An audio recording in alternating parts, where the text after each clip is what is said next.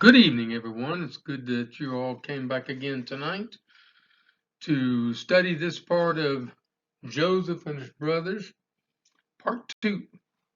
And as we talked about Joseph in part one, and my wife said to me, she said, that was a rambling bunch of, and I said, yeah, I know that, but this is difficult because this is God went to these dreams, and Joseph was involved in them, and the reality is it was very simple, but um, in order for it all to be done, God had went into great detail, and He did that for our benefit. So let's talk about that a minute.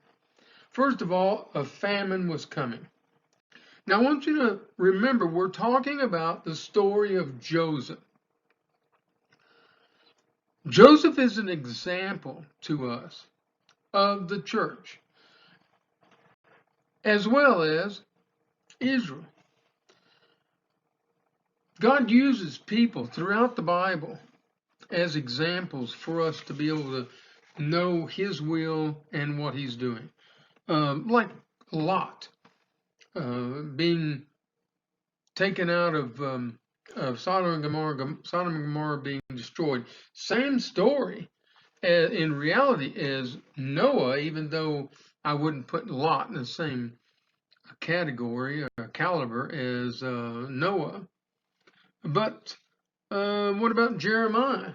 Jeremiah, who lived there for 50 years, trying to tell the people to change and turn around, and his life, in effect, was spent just doing that very one thing.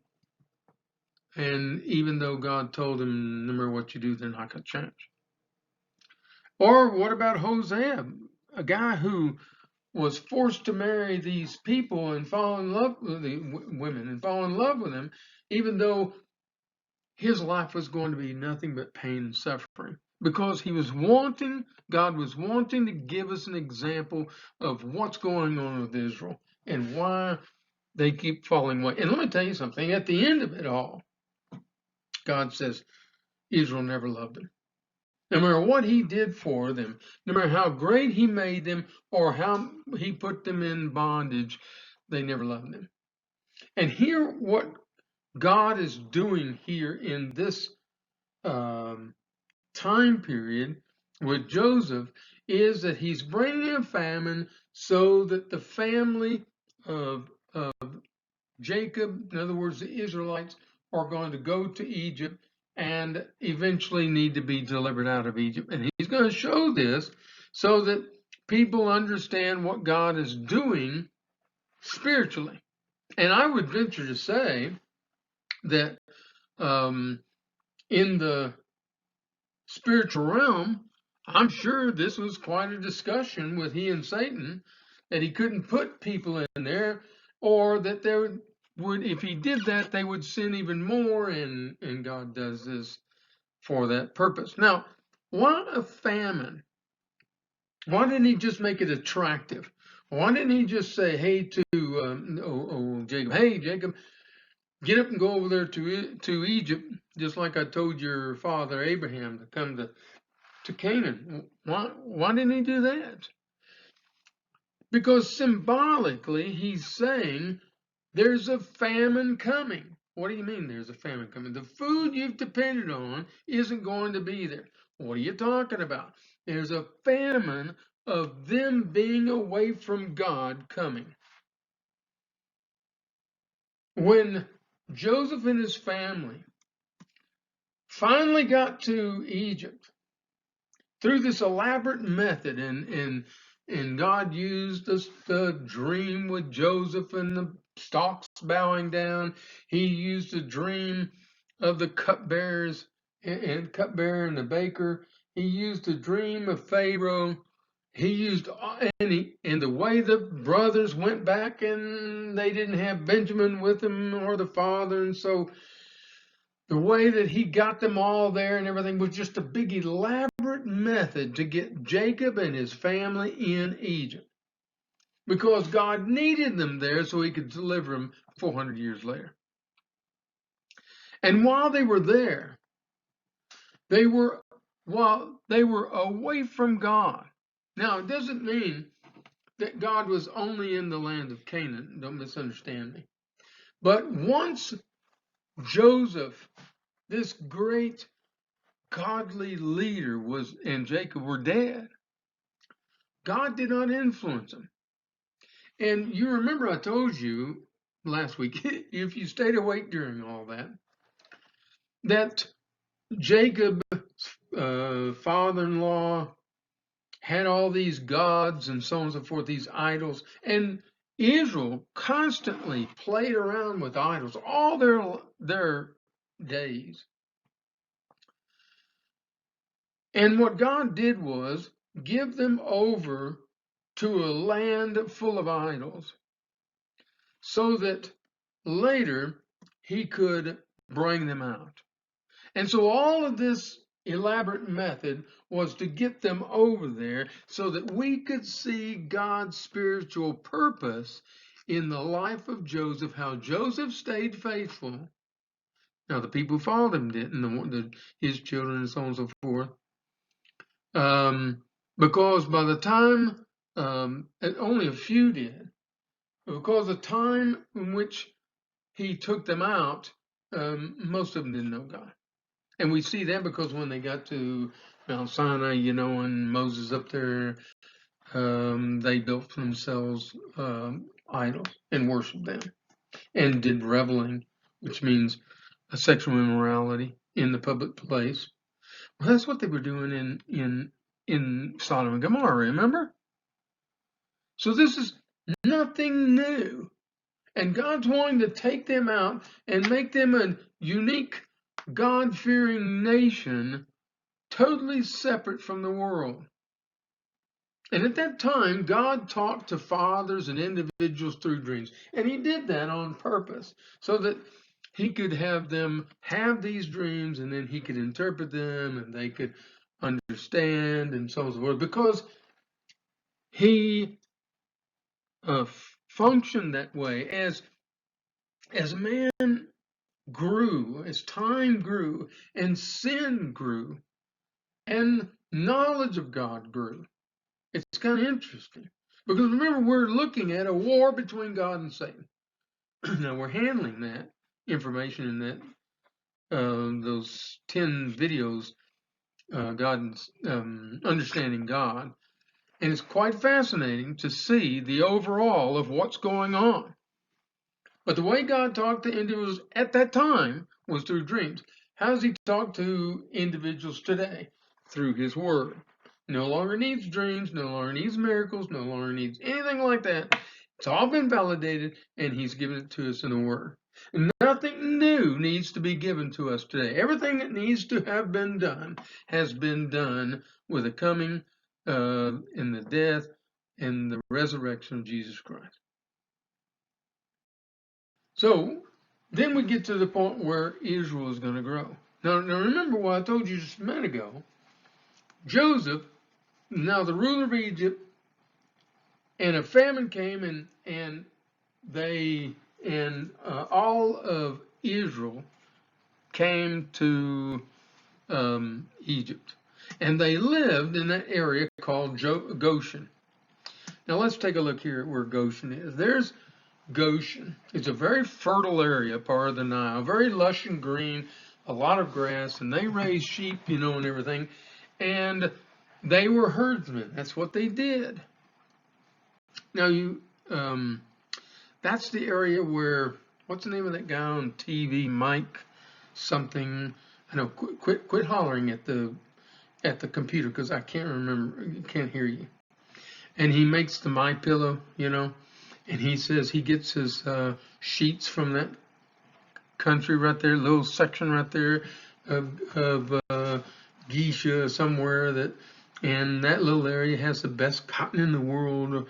Well, there's a reason for it. It's a very lush, great piece of property. And that's where Israelites lived.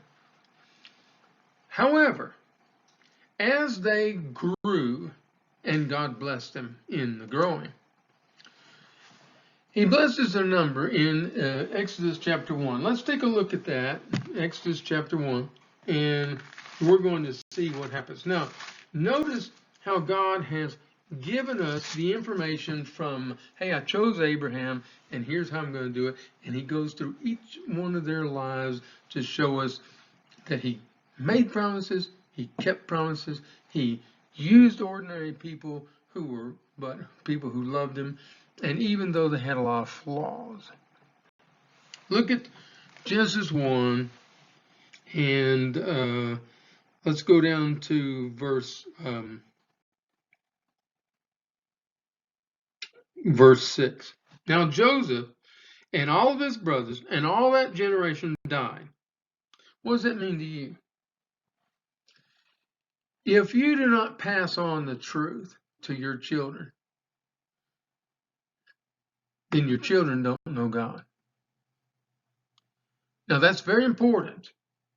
If you pass on the truth of God, but in a flawed fashion, you allow them, for example, today, if we, in America today, we do not have the opinion that God is the authority, there is none other. In fact, we have the opinion that man is an authority and can dictate what he wants to do, and God doesn't have any say in it. However, and if we pass on that, if we allow our children to be excited about certain movies or certain things like aliens or magic or mystical things and so on and so forth, we're talking to them about such interesting shows and King Kong, and all these different things, they're going to be a part of how they consider God as being the truth. And because of that, when they have children and they allow their children to go further than they were allowed to go, guess what? God becomes almost non-existent to the people of America. As simple as that.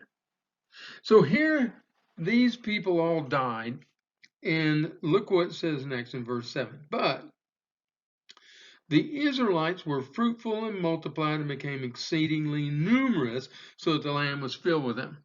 Okay? So even though Joseph and all his brothers and all that generation who had known God and seen God in action, getting them there and saving them from the famine died, they grew in number and became quite increasing in their number, so that they were just filling the land. Now, look what it says next in verse 8. Then a new king, who did not know about Joseph, came into power in Egypt. Okay, what does that mean?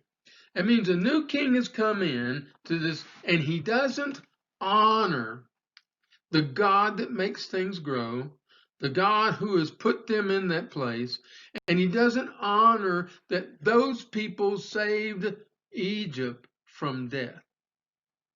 Not the people, but rather the people of God saved Egypt from the death of famine. So, what does that mean?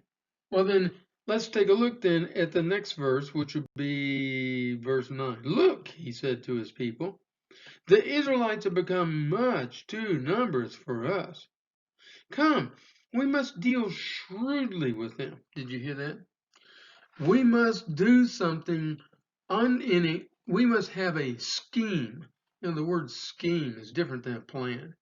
The word scheme has a devious thinking to it. We must deal shrewdly with it. We must deal in such a way where they don't know what we're doing, but we're able to accomplish our means. We're not for them at all. We're for us. Shrewdly with them, or they will become even more numerous, and if war breaks out, we'll join our enemies and fight against us and leave the country. So now, it's getting too big, and we're getting afraid of them, And so what they did was they put them into bondage. Now they did it shrewdly, and we can see that with our politics today, where people are trying their best to keep us from being individuals and free and make us put us under the thumb of the government so that the government then becomes our daddy. And look at how it's saying, look, you cannot raise your children, so we can't trust you to teach them correctly. And we want them early and early and early. I mean, now they even have a Head Start, which is like 4 and 5 years old, or maybe earlier. And we're going to raise them all the way up from the time they're born till the time they die. We're going to take care of them, and they're going to be our people. Well, in all reality, that's bondage. That's slavery. Now, I want to clarify something here because it's important in our society. The word slavery in the Bible is not the word slavery we use today. The word bondage means the word slavery. It means to be owned by somebody else. Slavery in the Bible was not bondage, and that's why God uses these two different words, and it's important to see that, how he makes sure that he uses those terms differently. This is why when Paul writes to Philemon, and says, look, take Onesiphorus back. He's your slave. He's saying Onesiphorus has borrowed money to pay a debt, and he's supposed to work it off, and he ran away, so it's the same as stealing. Now take him back and let him finish paying off the debt. That's not the same. It's bondage. Bondage is where you own someone. So they were in bondage. They became a piece of property that they could use or abuse. And notice, they were not allowed to do their normal job, who they are, their normal caring of animals and so on. They were slaves to Pharaoh. And you remember reading about how Pharaoh got mad at them and made them make bricks and so on. That's what they did. They had to do whatever Pharaoh said because they were in bondage. They were owned by him. In other words, they were in chains. They may not be in physical chains, but they were certainly in societal chains in which they could not do for themselves. If Pharaoh wanted what they had, he took it. If they wanted who they had, he took it. They were his property. No more important than a piece of a tree or a brick or anything else. And that's very important to understand.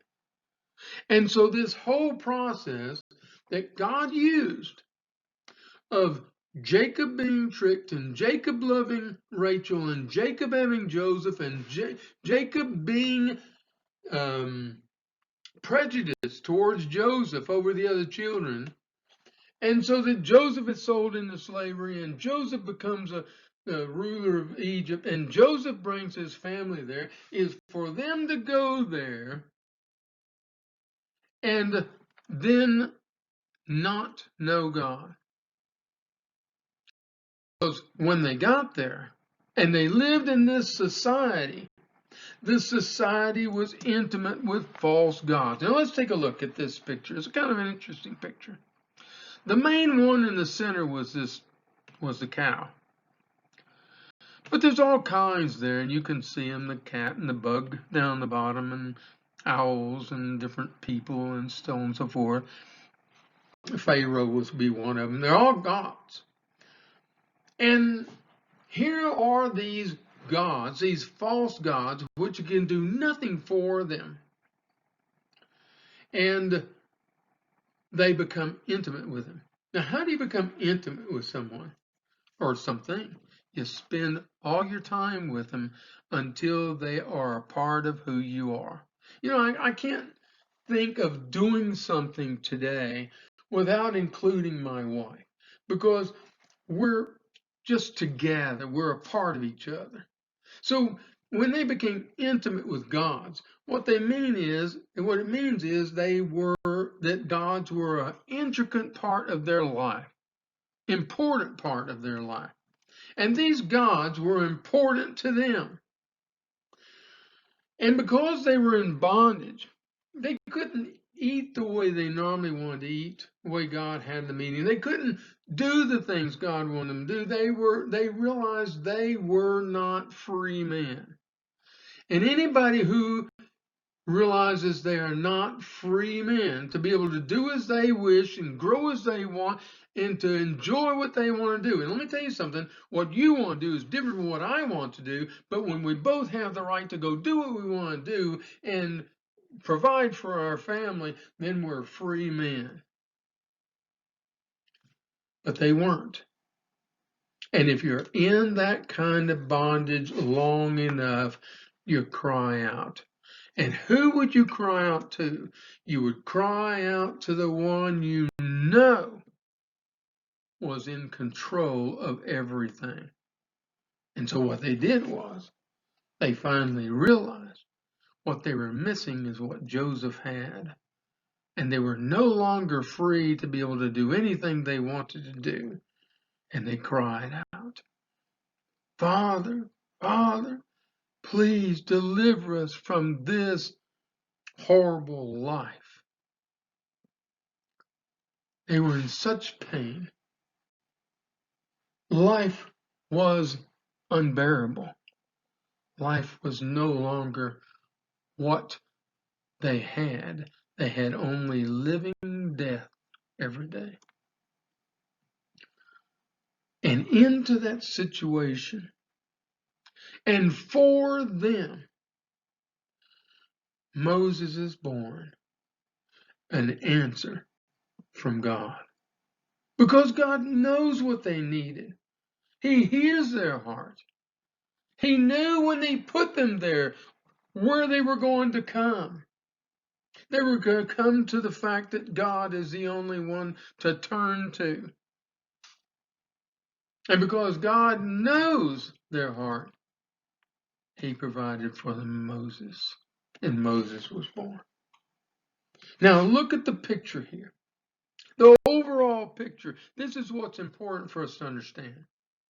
The whole purpose of Genesis is to take us from the Garden of Eden when they chose Satan's truth over God's truth. And Satan's truth, no truth at all. It was a truth with something added or taken away. And they followed it. It brought about nothing but pain and suffering. And when they lived in the land of Egypt, they had nothing but pain and suffering, and God increased it, knowing what man would do, and knowing the character of Satan when a man acts, what he's like. He knew they would be hurting. He knew at some point they would cry and come to him. You send your child to his room, and you say, you stay in there because I'm tired of the way you're acting and you're wrong, and you just stay in there until you change. And later on you hear crying. And they say, the child says, please, please, can I get out of here? This is where God wanted Israel to be. And then when he brings them out, you see, he blesses them and he gives them his word. He's with them. This is a picture of us, isn't it? Pictures of the church. This is a picture of everything we could dream for. We are in bondage to the world. We live with lies and pain and suffering every day. And he says, here's the way out through Christ. And yeah, I know you're going to still be in pain and suffering because you're in this world and you've already created circumstances that are going to be that way. But you've got a future to look forward to. And here's where I am leading you. And all you have to do is live this life and you'll be in the promised land the next. This is the story of Joseph and going to Egypt. Now, next week, We're talking about Moses. And yeah, here again, we got stories. And these stories you ought to know because you can go over them again and they should warm your heart. Or you know good and well that God is thinking of you too and has your best interests at heart. And he says, I know you, I formed you, I have plans for you, do not fear. And I want you to live with me forever. Don't you understand? Follow me. I've done everything I can to get you here. I can't make you do it. Follow me. That's the story. Part 2 of Joseph and his brothers. And it brings us to Moses. And it brings us to the book of Exodus. The book of Exodus means getting out of Egypt and how that happens. And it's important for us to hear this and remember it. It's important for you because you are, if you've been baptized, are a child of God. And you need to know where you're going. Sure, you're on a journey, but you don't have to stay on the journey. One day we'll be there. Thank you.